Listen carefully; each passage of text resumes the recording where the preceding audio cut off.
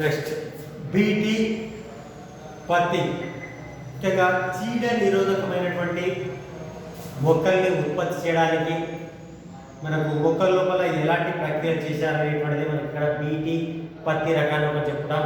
ఈ చీడ నిరోధకం కలిగినటువంటి మొక్కల్ని ఉత్పత్తి చేయడానికి ఆ బీటీ పత్తితో పాటు బీటీ వంగ మరియు బీటీ టమాటా మొదలగు పంట రకాల్ని ఉత్పత్తి చేయడం జరిగింది. అయితే ఈ బీటీ పత్తి లేదా బీటీ అనేటువంటి రకం ఏంది అనేటువంటి పత్తి లోపల మనం వస్తే, బీటీ అంటే బాసిల్లస్ తురింజియెన్సిస్ అనేటువంటి బ్యాక్టీరియా నుంచి నిష్కర్షించబడినటువంటి ఒక ప్రోటాక్సిన్, ఒక ప్రోటీన్ ఉత్పత్తి చేసేటువంటి ఒక టాక్సిన్. ఆ టాక్సిన్ అనేటువంటిది విషపూరితమైనటువంటి ప్రోటీన్గా చెప్పుకోవచ్చు. అంటే కీటకాలను నాశనం చేసేటువంటి ప్రోటీన్, అంటే కీటకాలకు హానికరంగా ఉండేటువంటి ప్రోటీన్ని ఈ బాసిల్లస్ తురింజియెన్సిస్లో గుర్తించడం జరిగింది. అదే రకంగా బీటిల్స్ని నిరోధించడానికి లెపిడాప్టిరాన్స్ నుంచి, అదే రకంగా ఈగలు దోమలు లాంటివి నిరోధకంగా డిప్టిరాన్స్ నుంచి ఆ టాక్సిన్ని మనకు వేరుపరచారు. అయితే ఇక్కడ బీటీ రకంలో బీటీ పత్తి లోపల మనం గమనిస్తే, బీటీ పత్తి రకానికి చెందినటువంటి మొక్కల్లో బీటీ రకంలో ఎలాంటి అంశాన్ని మనకి ఇక్కడ చేర్చారంటే, ఏదైనా ఒక కీటకానికి నిరోధకంగా వ్యవహరించాలంటే ఆ కీటకానికి హానికరంగా ఉండేటువంటి ఆ జన్యు భాగాన్ని మనకు ఆ మొక్క లోపల చొప్పించడం. కాబట్టి ఈ బీటీ టాక్సిన్ రకాన్ని ఇది పత్తి లోపల చొప్పించడం వల్ల అవి ప్రత్యేక రకానికి చెందినటువంటి మనకు పురుగులకు, మనకు కీటకాలకు మనకు నిరోధకంగా ఉంటుంది. ముఖ్యంగా గొంగలి పురుగులు, ఈ గొంగలి పురుగులు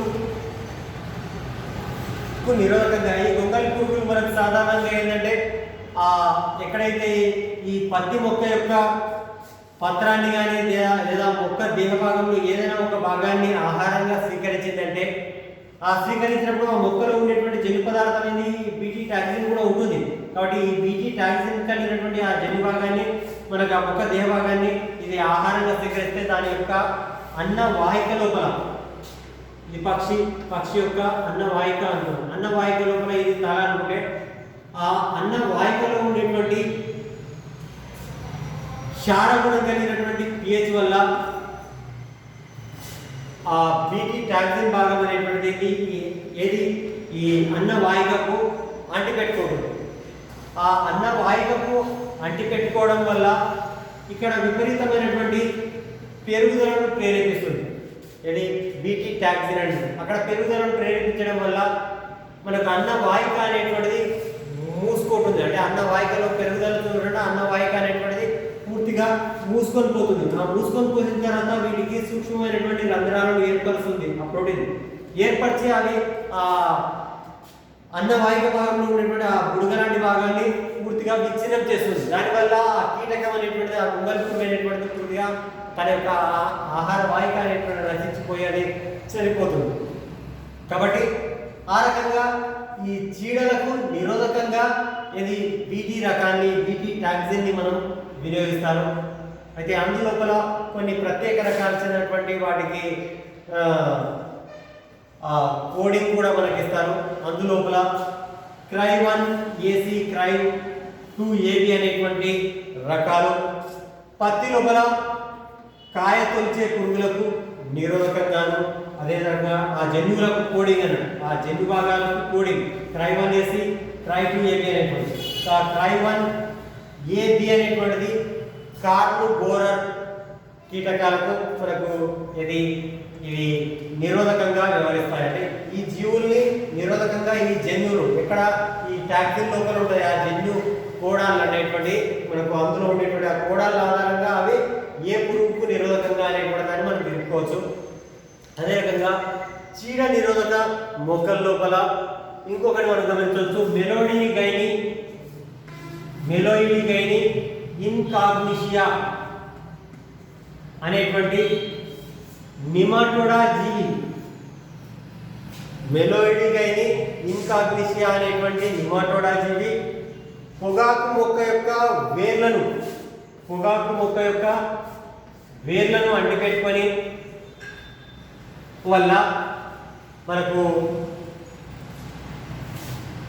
ఈ జీవిలో ఉండేటువంటి జన్యు భాగాలు మనకు దీంట్లో ఏంది మొక్క పెరుగుదల దిగుబడి తగ్గడానికి కారకమవుతాయి. ఇక్కడ పొగాకు మొక్క వేర్ల లోపల మెలోయిడిగైని ఇన్కాగ్నిషియా అనేటువంటి నిమాటోడా జీవి మనకు అతుక్కోవడం వల్ల, కానీ దాన్ని నిర్మూలించడానికి మనకు ఈ జన్యు ఇంజనీరింగ్ పద్ధతుల ద్వారా ఇది ఆర్ఎన్ఏ వ్యక్తీకరణం ద్వారా ఈ దిగుబడి తగ్గడాన్ని నిరోధించడం జరిగింది. ఏ రకంగా అనేదాన్ని ఒకసారి మనం గమనిస్తే, ఇందులో ఉండేటువంటి ఆ దిగుబడి తగ్గడానికి కారకమైనటువంటి ఆ జన్యు భాగాలు ఏవైతే ఉన్నాయో, ఆ ప్రోటీన్ని ఉత్పత్తి చేసేటువంటి ఆర్ఎన్ఏలు ఉన్నాయో, సాధారణంగా ఆర్ఎన్ఏ అనేటువంటిది ఏర్పడేది మనం గత క్లాస్ లోపల గమనించాం. డిఎన్ఏ నుంచి ఎంఆర్ఎన్ఏ, ఆ తర్వాత ప్రోటీన్ అనేటువంటిది ఉత్పత్తి అవుతుంది. ఆ ప్రోటీన్ ద్వారానే ఆ లక్షణం అనేటువంటిది బహిర్గతం అవుతుంది.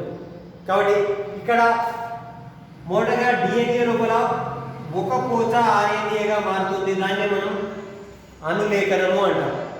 ఆ అనులేఖనము జరిగి అనువాదం జరగాలి ప్రోటీన్ ఏర్పడాలంటే. కానీ ఈ ఆర్ఎన్ఏ అనేటువంటిది ఈ సెన్స్ని, ఒక పోచలో ఉండేటువంటి ఈ సెన్స్ని గుర్తించి రెండో పోచలో కూడా రెండు పోచలు ఎంఆర్ఎన్ఏలుగా మార్పు చెందుతుంది. మన సాధారణంగా ఒకటి మాత్రమే, ఒక పోచ ఆర్ఎన్ఏగా ఎంఆర్ఎన్ఏగా ఏర్పడితేనే అది ప్రోటీన్ ఉత్పత్తి చేస్తుంది. కానీ రెండు పోచలు ఆర్ఎన్ఏలుగా మారితే అనువాదం నిరోధిస్తుంది అని లాస్ట్ క్లాస్ లోపల చెప్పాం కదా. ఇది అనువాదం చెప్పేటప్పుడు అదే ఒక పోచ మాత్రమే ఉంటుంది మార్పు చెందే బదులు ఇందులోపల రెండు పోచలను ఆర్ఎన్ఏలుగా మార్పు చెందించేటువంటి ప్రక్రియను ఇది జన్యు ఇంజనీరింగ్ పద్ధతుల ద్వారా ప్రేరేపించడం వల్ల అదే పద్ధతిని మనకు ఆర్ఎన్ఏ వ్యతికరణము అంటాం. అంటే రెండు పోచలను ఆర్ఎన్ఏలుగా మార్పు చెందించినప్పుడు అప్పుడు దీని యొక్క ప్రోటీన్ ఉత్పత్తి కాదు, అది దిగుబడి తగ్గడానికి కారకమైనటువంటి ప్రోటీన్ ఇక్కడ ఉండదు. కాబట్టి దిగుబడి సాధారణంగా ఉత్పత్తి కావచ్చు అని చెప్పుకోవచ్చు. ఇది మనకు చీడ నిరోధకమైనటువంటి మొక్కల లోపల ఇది నిమాటోడా జీవిని నిరోధించడానికి ఆర్ఎన్ఏ వ్యతికరణం అనేటువంటిది ఏ రకంగా ఉపయోగపడుతుంది. ఆర్ఎన్ఏ వ్యతికరణం అంటే మనకి ఇక్కడ రెండు పోచలు ఆర్ఎన్ఏలుగా మార్పు చెందిస్తుంది. అంటే సెన్స్ యాంటీ సెన్స్ ఉందిగా, రెండు పోచలకు సెన్సులుగా వ్యవహరించి రెండు పోచల్ని మనకు ఆర్ఎన్ఏలుగా మార్పు చెందించేదే మన ఇక్కడ ఆర్ఎన్ఏ వ్యతికరణము అంటారు. ఇది చీడ నిరోధకమైనటువంటి పంట రకాల్ని ఏ రకంగా ఉత్పత్తి చేశారు, ఇది బీటీ రకం కానీ అదే రకంగా ఆర్ఎన్ఏ వ్యతికరణం అనే దాన్ని